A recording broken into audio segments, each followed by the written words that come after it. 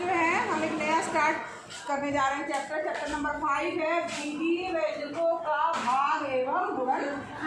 ठीक है, यहाँ पर देखो एक शब्द आया है बीजीय व्यंजक। बीजीय व्यंजक है क्या?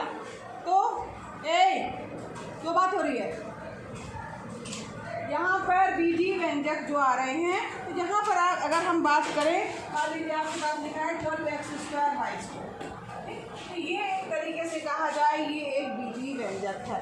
बीजीय व्यंजक मतलब ये हुआ जिसमें चर राशियाँ और अचर राशियाँ दोनों शामिल हो। अब बात आती है चर राशियाँ क्या है और अचर राशियाँ क्या है, तो बता सकता है? मैं बताऊँ? हाँ, चर राशि जैसे कि का, खा, गा, खा, ए, बी हाँ, और अचर जैसे 1 2 जैसे आ से अंक, आ से अचर, जितने भी अंक होंगे 1 2 6 9 मतलब अंक, आ से अंक, आ से अचर राशियाँ। तो यहाँ पर अचर राशियाँ ये हो गई और चर राशियाँ x y z या a b c d जो है वो क्या है आपके अचर राशि चर राशियाँ हैं। ठीक, ये सब क्या है जो है वो चर राशियाँ हो गई और अंक जो रहेंगे वो क्या रहेंगे अचर। इन दोनों को मिला करके अगर कोई पद लिखा हुआ है वो क्या कहलाएगा आपका बीजीय व्यंजक कहलाएगा। इनसे मिलकर के क्या बनता है बीजीय व्यंजक कहलाता है। ये क्या है आपका एक बीजीय व्यंजक है जो कि क्या है एक तरह से कहा जाए दो चर x और y में जो है वो क्या है एक ये बीजीय व्यंजक है। ठीक है, अब यहाँ पर देखो अगर हम ये लिख लें y² + 5y + 6 तो अगर इसकी बात करें हम तो ये एक चर, इसमें एक चर कौन सा है y क्या है चर है, तो एक चर में ये बीजीय व्यंजक है। लेकिन इसमें जो है देखो बहुपदी है, इसमें कई पद है, इसमें एक ही पद था और प्लस प्लस करके लिखा है यानी कि उसमें ज़्यादा पद है। एक पद है इसमें अगर दो लिखे हुए प्लस करके तो द्विपदी बीजीय व्यंजक और इसमें 3 पद है तो ये त्रिपदी बीजीय व्यंजक या इसी को कहा जा सकता है बहुपदी बीजीय व्यंजक है। सबको समझ में आया? बहुपदी बहुपद, ठीक है, बहुपदीय बीजीय व्यंजक। जनरली हम 1 2 3 लिखते हैं कि एक पदी हो गया, जैसे मान लो 2x + 3 द्विपदी हो गया, इसमें 2 पद है, एक पद 2, इसमें 3 पद है तो त्रिपदी। और इसको त्रिपदी वाले को भी एक तरह से कहा जाए बहुपदीय बीजीय व्यंजक भी कहा जाएगा। बीजीय व्यंजक समझ गए आप क्या है? क्या x y यानी चर और अचर राशियों से मिलकर के जो है वो पद जो बना होता है वो व्यंजक जो है वो बीजीय व्यंजक कहलाते हैं। ठीक है, तो यहाँ पर हो गया। अब यहाँ पर केवल आप जो देख रहे हैं बीजीय व्यंजक चाहिए हो उसके बराबर करके कुछ नहीं लिखा हुआ है। बराबर करके कुछ लिख दिया तो यानी वो समीकरण कहलाएगा। ये क्या है बीजीय व्यंजक। ठीक, अब यहाँ पर हम इसमें देखेंगे कि बीजीय व्यंजकों का चैप्टर का नाम है भाग एवं गुणनखंड। तो हम उसमें देखेंगे कैसे एक बीजीय व्यंजक में दूसरी बीजीय व्यंजक का भाग कर सकते हैं। तो यहाँ पर ये चैप्टर इसी पर आधारित है। अब यहाँ पर जैसे अगर मान लीजिए अब भाग करने की बात आ रही है तो जैसे मान लीजिए आपके पास में पहला क्वेश्चन लेके चल रहे हैं, ये समझ में सबको आ गया। अब यहाँ पर सीधे अभ्यास में आइए, नेक्स्ट पेज लीजिए, अभ्यास 5 लीजिए। हाँ, ठीक है, पहला प्रश्न है भाग दीजिए। भाग दीजिए में पहले का पहला दिया हुआ है 8 क्या दिया है x² yz में भाग देना है। किसका भाग देना है? 2xy से भाग देना है। ठीक है, अब यहाँ पर इसका भाग देने का मतलब तो आपको पता है। अब यहाँ पर हम भाग देने के लिए क्या लिखेंगे 8x² yz बटे 2xy। ठीक है, या तो भाग का निशान बनाते हैं या तो फिर बटे में लिखा जाता है। अब इसमें भाग में करना क्या है आपको यहाँ पर पता है कि 2 चीज़ें हैं, अचर राशि चर। ठीक है, ये सबको पता चला। यहाँ पे भी आपको दिख रहा है इसमें 3 जो है क्या है चर राशियाँ हैं और इसमें 2 चर राशियाँ हैं और अंक भी दिए हैं यानी इसमें अचर राशियाँ भी हैं। ठीक, अब यहाँ पर जब भाग करना है तो जो भी अंक हैं अंक से अंक में भाग जाएगा। अगर कट रहा होगा तो काटेंगे, नहीं कट रहा होगा तो नहीं काटेंगे। ठीक है, सबको समझ में आया? और जो ये आपकी चर राशियाँ हैं, ठीक है, चर राशियाँ x y z की अगर हम बात कर रहे हैं, इसमें x y z दिया हुआ है तो उसी की बात कर रहे हैं। उसमें x से x कटेगा, x से y नहीं कटेगा। जो जो चर होगा उससे वही वाला चर कटेगा। x से x कटेगा, y से y कटेगा, z से z कटेगा। सबको समझ में आ रहा है? इसको एक तरीके से हम कहा जाए इस तरीके से लिखते हैं 8 गुणे x स्क्वायर का मतलब क्या हुआ x गुणे x और गुणे y तो ये y हो गया, z तो गुणे में z हो गया। इसका मतलब तो यही हुआ ना कि इसको हम इस तरीके से लिख सकते हैं 8 x स्क्वायर यानी x गुणे x, y है तो y, z है तो z। सबको समझ में आया? अब नीचे वाले को क्या लिख सकते हैं 2 है तो 2 और x है तो x, y है तो y। हाँ गुणा लगा सकते हैं, उसका मतलब ये अगर कुछ नहीं लिखा इसका मतलब ये सब आपस में गुणा है। ठीक है, अब इसके बाद क्या करना है, मैंने क्या बताया अंक से अंक कटेगा। 2 से 8 कट रहा है क्या? 2 को 8। x से कट रहा है क्या? x से x कटेगा, y दिख रहा है तो y से y। अब ना तो यहाँ नीचे z है ना तो एक्स्ट्रा और x है, बचा क्या? बचा देखिए 4x z और बचा नीचे कोई बचा? No ma'am. तो यही इसका क्या हो जाएगा?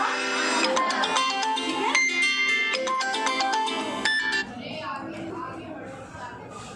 समझ में आया? सबको समझ में आ गया? चलिए अब इसी तरीके से इसका सवाल है जो कि आपको करना है। इसका गा वाला और देख लो, तीसरा गा वाला यहाँ कर दूँ क्या अलग से? गा है, गा लिखा ना? हाँ, a square minus B square दिया है और भाग किससे करना है? a plus B. ठीक है, a प्लस बी से भाग करना है।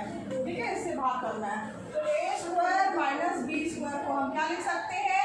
इसका मतलब क्या हुआ? यानी a प्लस बी, यही दिया है प्रश्न में। ठीक है, तो अब यहाँ से हमें स्टार्ट करना है। अब यानी कि हम इसको a square minus B square का फार्मूला क्या होता है? a square minus B square बराबर क्या होता है? फार्मूला बताइए। a स्क्वायर माइनस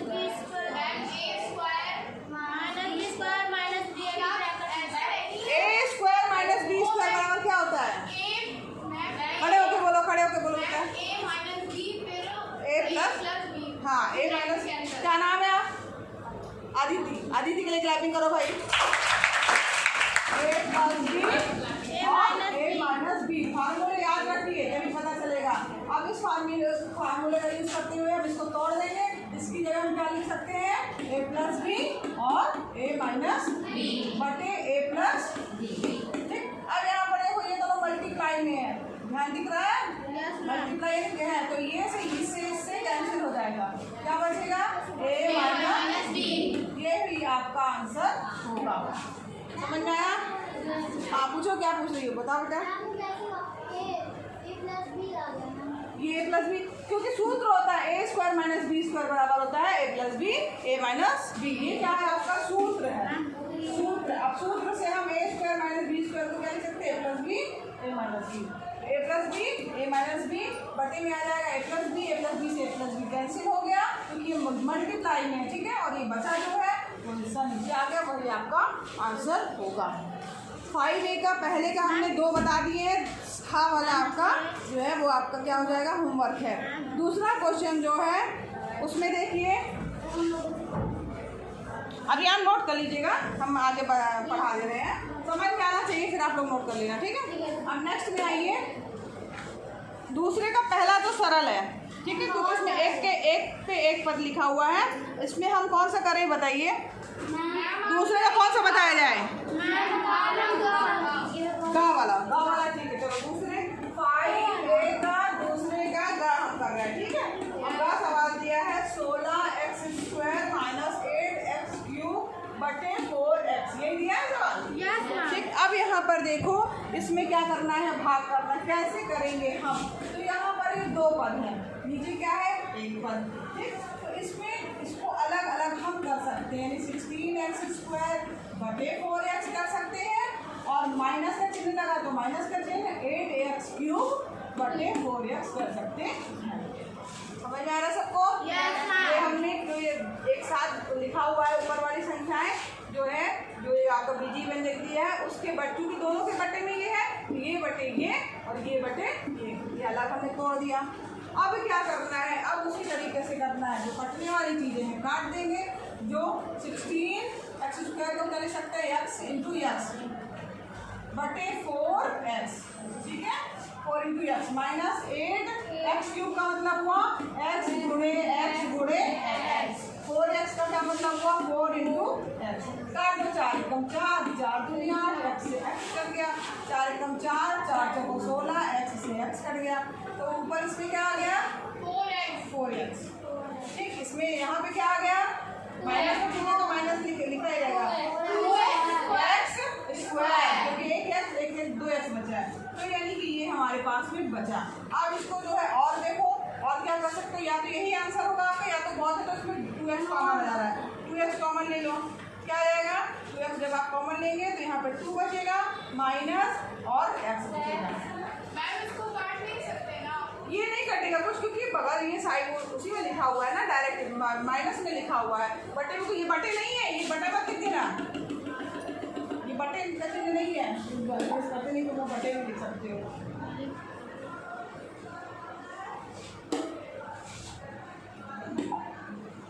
ठीक, आंसर देखो, चेक करो, आंसर ये दिया है कि ये दिया है, चेक करिए, नीचे वाला दिया है 4x माइनस 2x स्क्वायर दिया है। हाँ, तो बस यही आंसर हो गया, आपको क्वेश्चन भी लगाने की जरूरत नहीं है। आप ये क्या है 2x स्क्वायर, एक मिनट, हाँ, तो ये देखो ये आंसर दिया है, तो ये आपका आंसर हो गया। इसको हमने क्या किया, देखो इसमें कॉमन दिख रहा है तो हमने केवल कॉमन भी निकाल लिया है, ये बराबर का निशान है बच्चों, ठीक है। ये तो यहाँ पर जब देखो यहाँ पर 2x कॉमन दिख रहा है, 2x निकाला, यहाँ पर 2x ले लेंगे कॉमन तो 2 बचेगा, यहाँ पर 2x कॉमन ले लेंगे तो क्या बचा, केवल x बचा, जो कि x स्क्वायर था, ठीक है। नीचे वाला आंसर है आपका, ठीक। और कोई सवाल इसका बताना है, नहीं, बस हो गया। अब केवल 3 प्रश्न केवल इसके आपको होमवर्क में है। देखो, खा नंबर का पहले का खा होमवर्क है और दूसरे वाले का खा और गा, ठीक, दूसरे का खा और घा होमवर्क है, ठीक।